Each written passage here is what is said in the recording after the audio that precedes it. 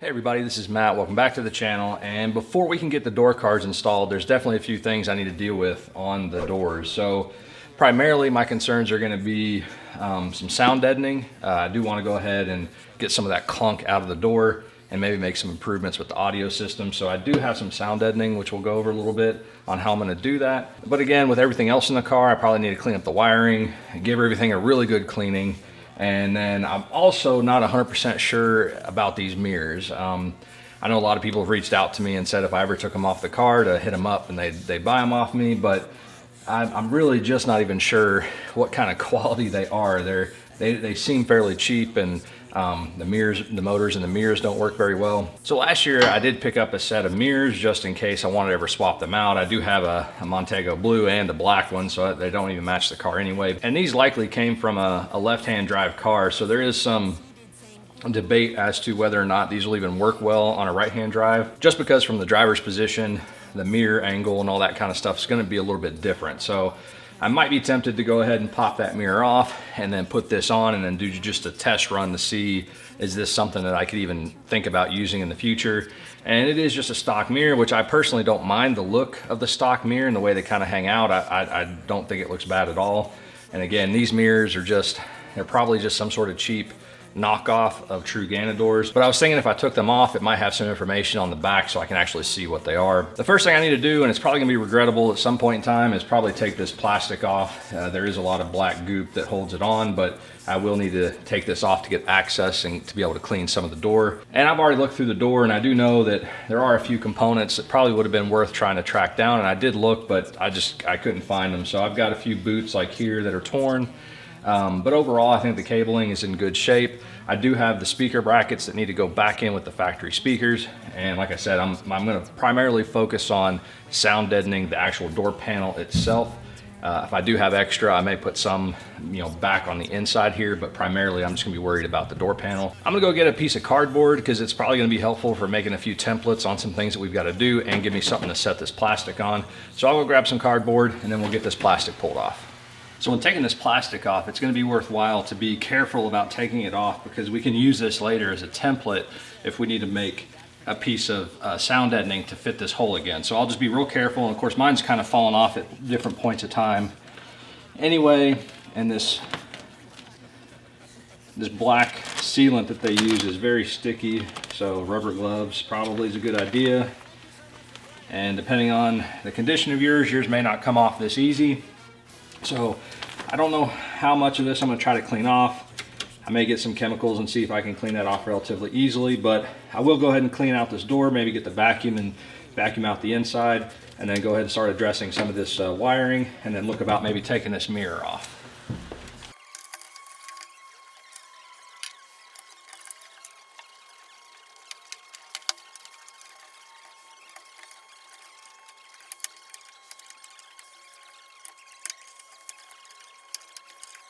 It's proving to be a little bit of a pain in the ass, but I wanted to get this wiring harness just out of the way. It'll make it easier when I go to clean this up, but also when I want to, I'll probably rewrap this. And then if I do put sound deadening here, I'll want that the wiring harness on top of my sound deadening, not underneath it, just because it'll be easier to deal with in the future if I need to. So, these types of harnesses that go back into the door, we'll just have to cut a slit and pull those through so that these are all fine. But getting these old plastic clips out of the door is proving to be very challenging without breaking them, because there's actually another layer there that you can't just reach up in there and pinch them and pull them back through. So I'm having to work from this side, and to be honest, I got a couple out without breaking them, but I'm probably gonna end up breaking most of the rest of them. It's not the end of the world, but it sucks that they're actually attached to the clips themselves, so I'm not gonna redo these clips, so I'll have to come up with another system once the sound deadening's back on, which isn't gonna be a huge deal, but I'm just using pick tools and screwdrivers and whatever I can to try to loosen these. So I've got 1, 2, 3, 4 more to try to get off, so I'm gonna keep working on that.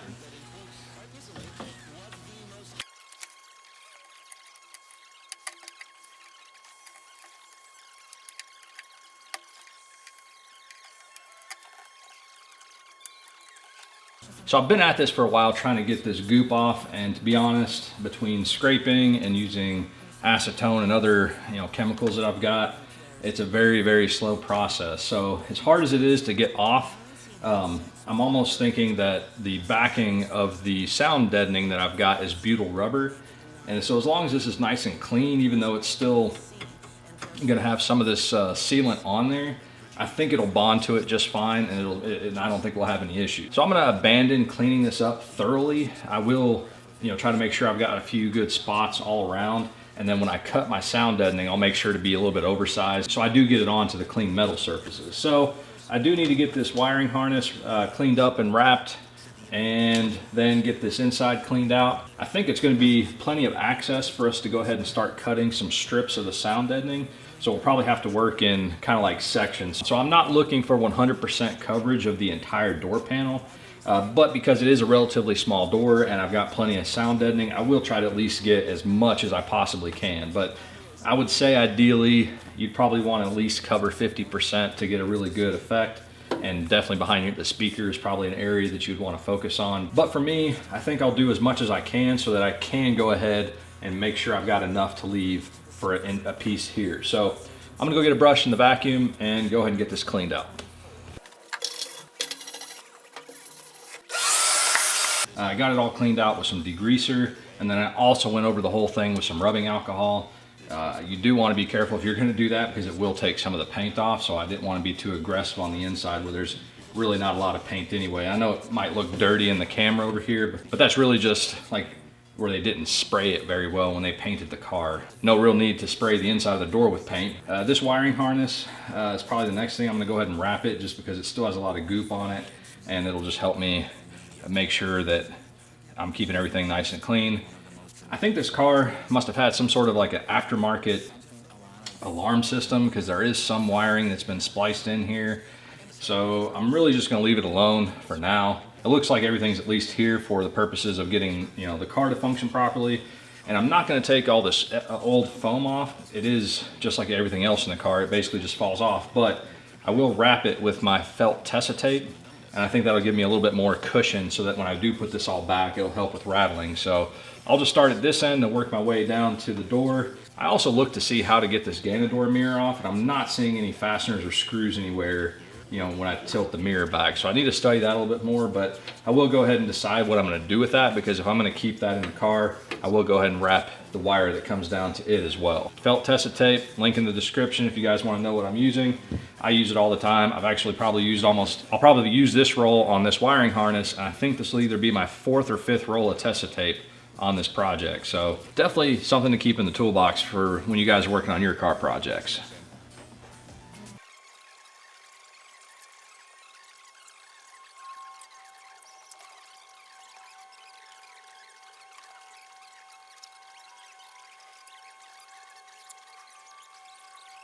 So I literally probably just lost an hour of my life trying to get these mirrors off.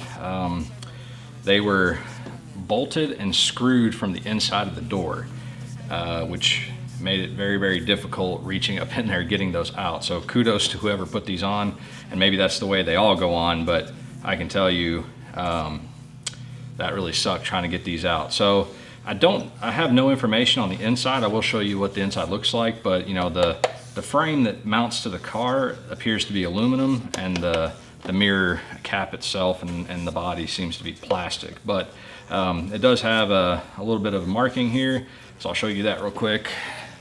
So hopefully the camera sees that. So if anybody knows anything about these, but I think I'm almost leaning towards leaving them off the car for right now, just because of how difficult they were getting off. So I'll need to clean up where this was. There's obviously some of the original paint showing, so I need to deal with that too eventually. I'll leave these off for now because I've got other things to do. I'm gonna go grab some cardboard so that I can start making some templates to start cutting out some of the sound deadening.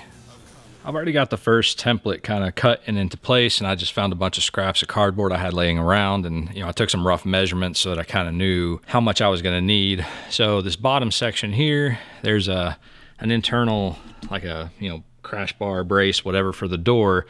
So from the bottom of that to the bottom of the door is about 9 inches. I happen to have some pieces that were almost exactly 9 inches, so I started with that, took another measurement this direction, and got a rectangle cut out in that shape. Test fitted it. It seemed to fit okay, but I took note of some of the places, like down in the corner where it's kind of rounded, and some other places that there seemed to be some conflict. pulled it out, kind of trimmed it up, and so now that's the first piece of the template that we'll need. Now, it's harder probably getting the cardboard in and out than it will be the actual sound deadening, because the sound deadening is kind of flexible. This will be the first piece, and I'll hold on to these because they might be the mirrored opposite when we go do the passenger side. I think for this car door, you're going to want to plan to put a piece there, kind of another piece here, which will have to be, cut to the curvature of the door. And then the piece in the top is basically the same. It could be installed in one long piece because that brace doesn't come up the middle. I will probably go ahead and do it in maybe 2 or 3 smaller pieces so that it'll just be easier when I'm going to install it. I'll measure up the rest of these and get them cut out, and then we'll transfer it to the sound deadening.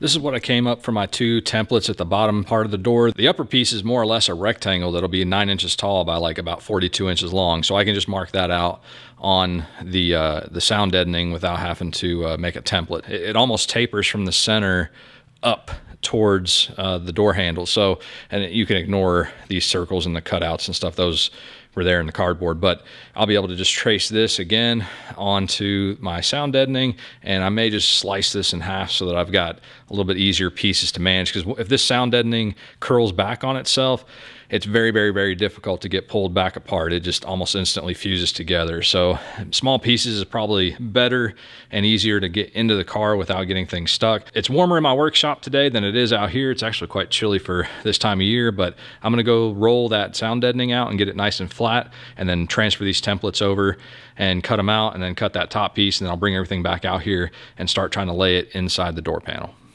I'm gonna use my go-to sound deadening product, and it's called SoundSkins. It is a little bit pricey, but I do really like the way that it turns out. It's got a butyl rubber layer, aluminum sheet, and then it's got this nice foam. So you could use Dynamat or whatever other product you've got, but this is quite expensive, and I'll put a link down in the description below. It is a newer product to the market, so it is a little bit harder to find and not as common as, let's say, Dynamat, but I really do like this stuff and would recommend it if you're going to do any soundproofing in your car. I do have 2 rolls of it, and each roll is 1/2 meter by 2 meters, or roughly 18 inches by 6 feet, give or take. And I do want to be very efficient with the way I lay my pieces out, but it would be nice to have some leftover to maybe put around the trunk area or something. So I'll probably use a lot of the factory cut edges on the straight pieces, and it would be ideal to have all the pieces that you need so that you can kind of lay it out like a puzzle and get it the best fit. But like I said, I've got 2 full rolls, and it's going to be more than I probably need. So I've got a Sharpie to help mark out my shape, and I do have a silver Sharpie, but black will show up on this SoundSkins. And then once I've got the pieces traced out, I'll probably put a piece of cardboard underneath, and then just use a razor knife and some scissors to trim it out. It's really easy to cut. First thing I'm going to do is mark these 2 pieces out, and then I've also got that longer piece, which I may break up into smaller pieces and just cut them out so I don't have to cut the full length out in one piece.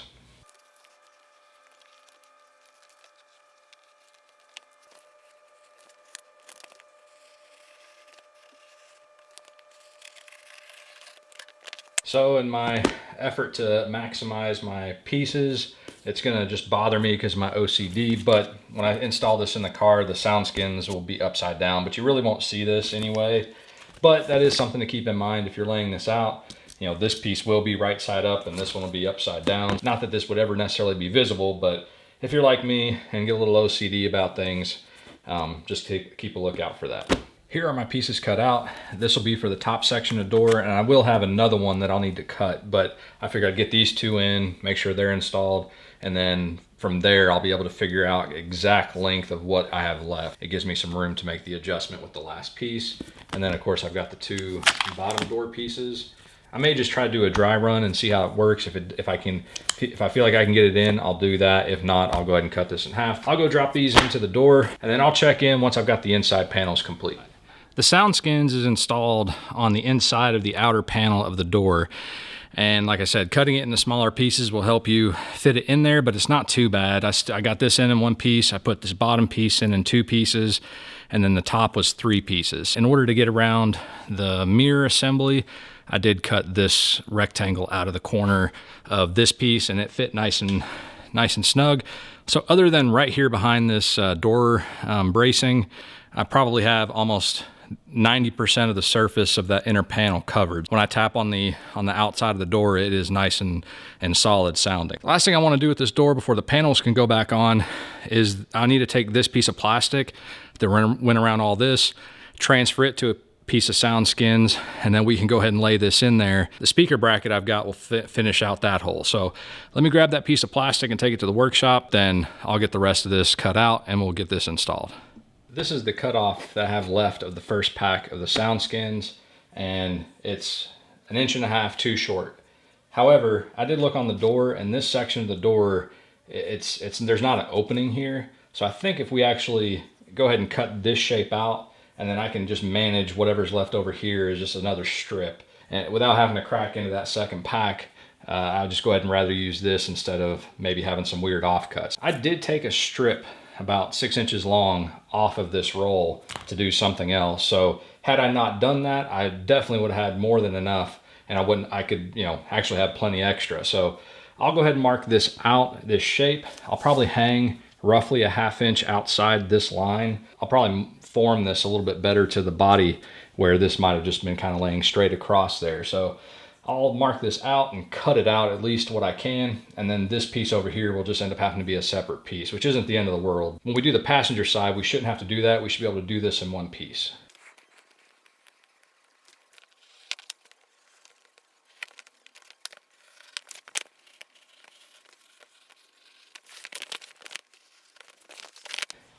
So there's my piece cut out. Like I said, I'll have to do a little bit more on this corner. We're fortunate with the FD that there's really nothing that penetrates that center area. Now, I do need to bring the wiring harness through, so I may have to cut a couple slits to let those wires come through. But, if you had multiple things or your door panels fastened into it, when you might take a clear piece of plastic and lay it over your door and take a Sharpie and kind of draw over everything. And then when you get to this stage, you could cut out the circles and all the openings for all the different things that you're going to have to work around with your door. I will go out and test fit this on the car to make sure I do have enough around the edges and everything will sit nice on the car. And then I'll probably take my razor and a pair of scissors and just mark the locations where I need to feed with the wires through. So I'll take this out to the car and we'll do that. So it looks like the only wires that I really got to fish through are these kind of 4 right here. And what I'll probably do is just start laying the panel down, and I may just start from that end and work my way this way, or top to bottom. I haven't figured that out yet. I might go top to bottom to make sure I get into this kind of curvature of the door panel. But I think for me, the easiest thing to be, go ahead and start laying this on, and then when I get to a location where I've got to feed something through, go ahead and cut the hole. That way I can just kind of feel for it right there. And then of course I've got a lot of little holes where the main wiring harness snapped into the door, but I think what I can do is I'll probably be able to feel those through the SoundSkins, just because it'll leave a little indentation. And then of course the harness will kind of tell me where they want to, where it wants to connect into. So I'll probably just risk it and not worry about marking these out. If I'd thought about it before, I could have just put some dots on the plastic and made sure to cut some little holes out around that. But you could certainly do that, just be safe and cut little sections out. But I'll just go ahead and lay the panel completely over top of this, and then we'll just work our way through getting these things to fit through the SoundSkins.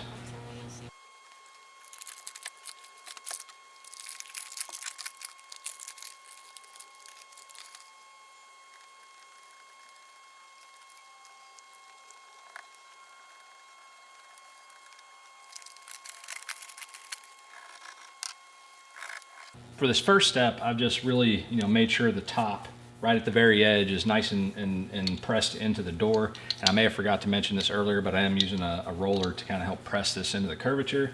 But that's going to establish essentially where it needs to go. And so then now we can slowly work our way down, which this side there's nothing to worry about. But again, I probably want to go ahead and work on this side first to get those cables through. Let me get my razor, and then we'll start figuring out where those wires need to poke through, and then we can go ahead and lay the rest of this down.